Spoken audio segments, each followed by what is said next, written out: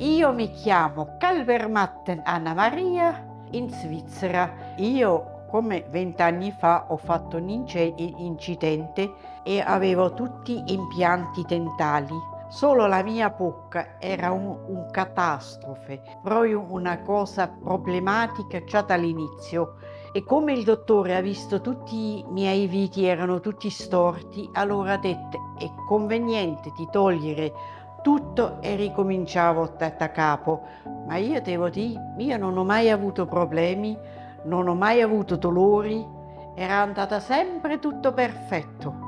Io sono proprio fiera, strafiera, sono tutti veramente bravi, bravi, bravi, perché hanno una gentigliezza, un'accoglienza, ti fanno sta a tuo agio, ecco la parola giusta, che tu ti senti come in una famiglia. Va bene, noi siamo di casa, ma io personalmente mi sento come se fossi sto a casa mia. Ha fatto venire un amico, un altro amico, un altro amico e tutti contenti. Adesso io, come ancora non elaboro mentalmente quello che mi è successo, ma io mi sento proprio bella. A parte io già mi faccio i complimenti da me, da solo la mattina quando io mi vedo nello specchio, perché sono una persona molto ottimista.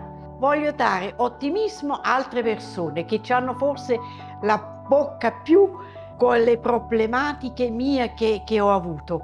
E poi lo devo dire veramente, questione prezzo, qui è 100 volte meglio che in Italia. Punto e basta.